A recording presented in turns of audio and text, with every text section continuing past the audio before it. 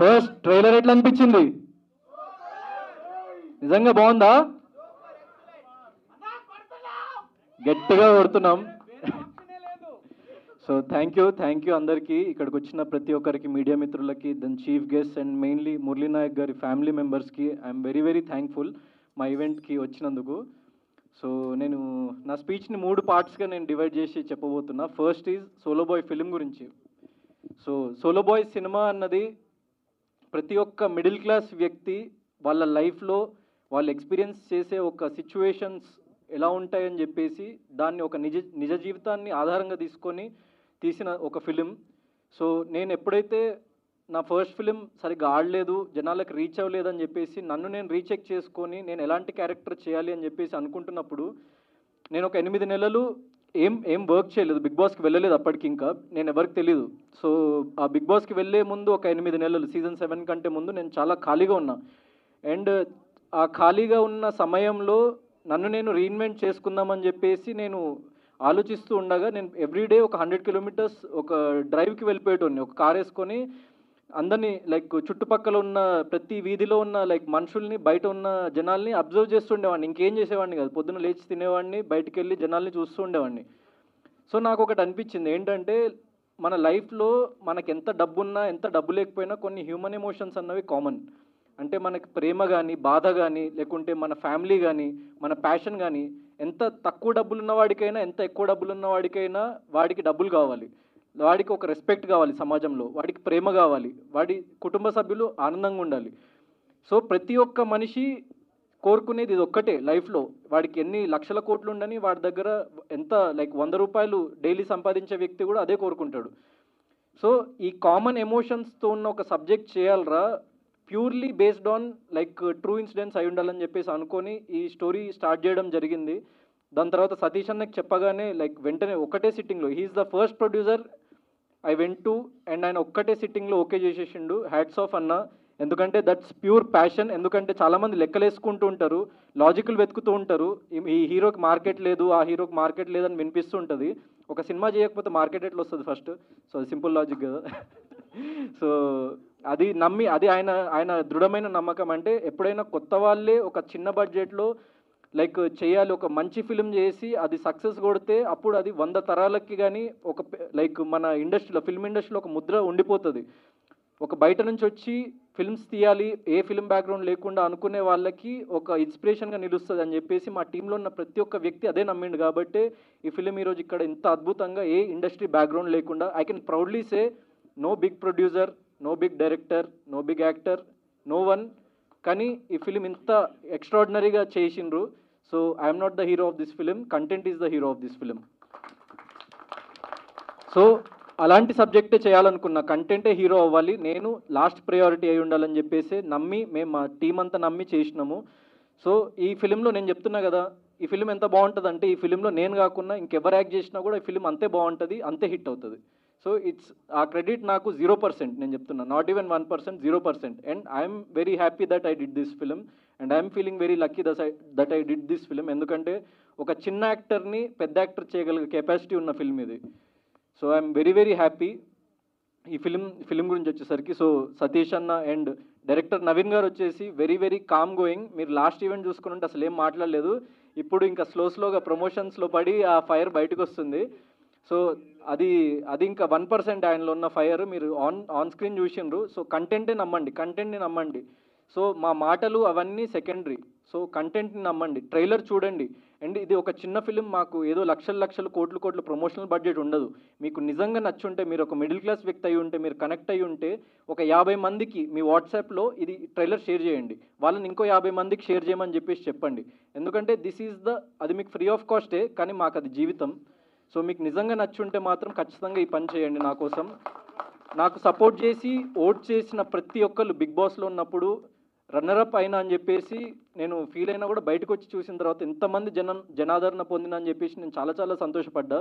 వాళ్ళందరికీ చెప్తున్నా, సో నాకు బిగ్ బాస్లో ఉన్నప్పుడు మీరు విపరీతమైన ఓటింగ్ చేసిండ్రు. లైక్ నేను బయటకు వచ్చిన తర్వాత ఆ వీడియోస్ కానీ, మీమ్స్ కానీ అవన్నీ చూస్తుంటే లైక్ నేను అసలు చాలా సంతోషపడ్డా అనమాట. నాకు కప్పు రావడం రాకపోవడం బిగ్ బాస్ అన్నది చాలా జస్ట్ ఒక 1% ఆఫ్ మై లైఫ్, కానీ అక్కడ సంపాదించుకున్న ప్రజలన్నది నాకు 100%. ఎందుకంటే ఒక చిన్న యాక్టర్గా వచ్చినప్పుడు, ఒక ఇండస్ట్రీ బ్యాక్గ్రౌండ్ లేకుండా వచ్చినప్పుడు నేను మీలోనే లైక్ ఎన్నో సినిమా ట్రైలర్స్, ఎన్నో సినిమా లాంచ్ ఈవెంట్స్కి ఇక్కడ ఇదే ప్రసాద్ ల్యాబ్స్లో మీరు కూర్చున్న అదే సోఫాలో కూర్చొని నేను చూసిన. మీకు నాకు డిస్టెన్స్ ఒక 10 ఫీట్లు కూడా లేకపోయి ఉండొచ్చు, కానీ నాకు ఈ డిస్టెన్స్ కవర్ చేయడానికి 25 ఏళ్ళు పట్టింది. So please encourage new talent. And ఒక కొత్తవాడు, ఒక ఏ బ్యాక్గ్రౌండ్ లేనోడు వస్తే ఇండస్ట్రీకి వస్తే ఎన్నో లక్షల మంది భరోసా, అంటే వాడు సక్సెస్ అవుతాడా లేదా అన్నది పక్కన పెడితే, అమ్మ చూడు ఆ సో అండ్ సో పర్సన్ ఉన్నాడు, ఏ బ్యాక్గ్రౌండ్ లేకుండా వెళ్ళి ఇండస్ట్రీలో సక్సెస్ కొట్టిండు, నేను కూడా వెళ్తామ్మా ప్లీజ్ అమ్మా అని చెప్పేసి వాళ్ళ ఇంట్లో వాళ్ళని ఒప్పించడానికి, వాడి ఫ్రెండ్స్ని ఒప్పించడానికి, లేకుంటే వాడిని వాడు ఒప్పించుకొని ఒక ముందడుగు వేయడానికి చాలా దృఢంగా దోహదపడుతుంది.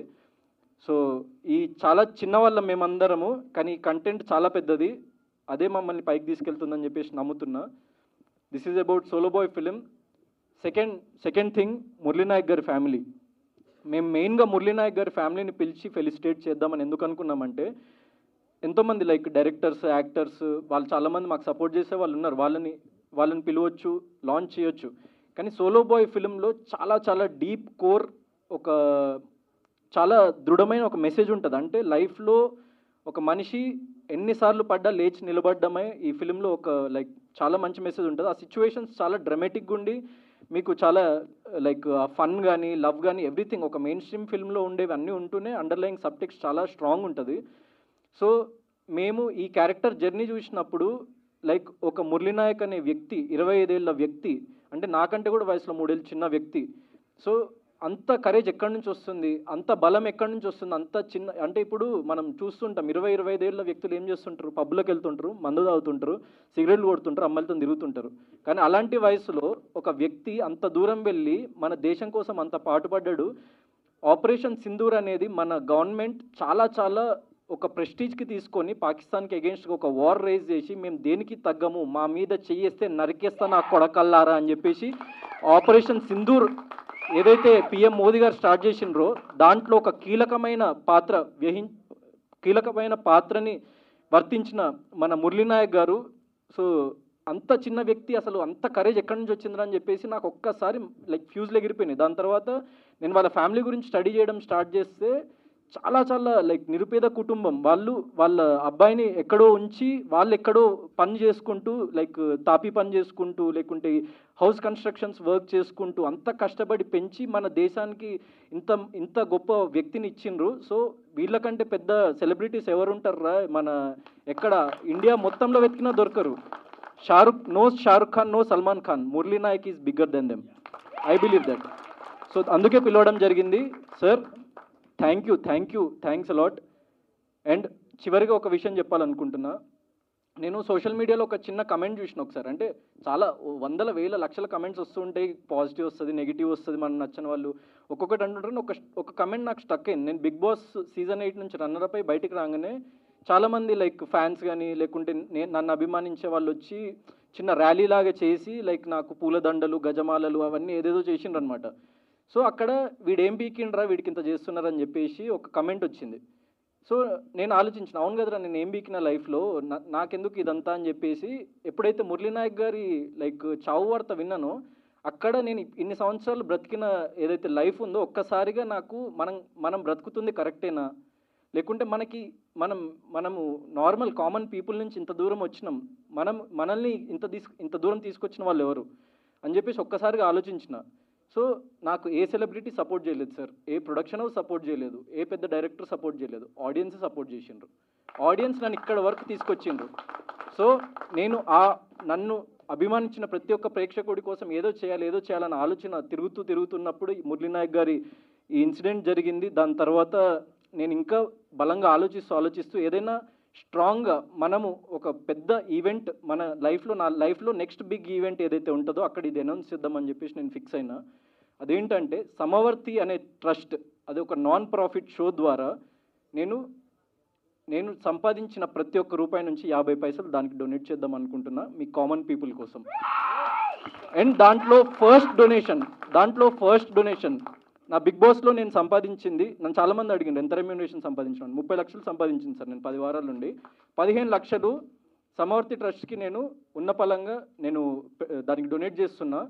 అండ్ దాంట్లో ఫస్ట్ డొనేషన్ మురళీనాయక్ గారి ఫ్యామిలీకి 1 lakh రూపీస్ సభాముఖంగా ఇస్తున్నా. Please come sir.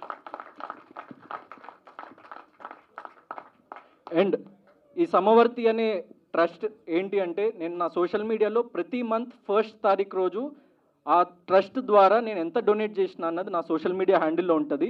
నా సోషల్ మీడియా హ్యాండిల్లో ఉన్న ఈమెయిల్ ఐడిని మీరు డైరెక్ట్గా క్లిక్ చేస్తే అక్కడ వస్తుంది. అక్కడ మీరు సమవర్తి అని సబ్జెక్ట్ టైప్ చేసి మీకున్న ప్రాబ్లం ఏంటో చెప్పండి. నేను ఈ ప్రపంచంలో ఉన్న అందరి వ్యక్తుల ప్రాబ్లమ్స్ తీర్చగలిగే అంత గొప్పవాడిని కాదు, అంత ఆస్తిపాస్తులు నా దగ్గర లేవు. కానీ నా శాయశక్తుల నేను సంపాదించిన ప్రతి రూపాయి, అది రూపాయి అయితే 50 పైసలు డొనేట్ చేస్తా, అది ₹1 కోటి అయితే 50 లక్షలు డొనేట్ చేస్తా, అది 100 కోట్లు అయితే 50 కోట్లు డొనేట్ చేస్తా, అది 1,00,000 కోట్లు అయితే 50,000 కోట్లు డొనేట్ చేస్తా. నేను బ్రతుకున్నంత కాలం, నేను చచ్చే వరకు 1,00,000 మందికి ఈ ట్రస్ట్ ద్వారా సహాయం అందాలి అన్నదే నా కోరిక. నిజంగా నా మాట నిలబెట్టుకోకపోతే మీడియా ముందు చెప్తున్నా, సోషల్ మీడియాలో కానీ మీడియాలో కానీ నన్ను ఏకిపారేయండి. నేను నా సినిమాలు కూడా చూడకండి తర్వాత కావాలంటే. నేను నా మాట మీద నిలబడి చూపిస్తా. Thank you.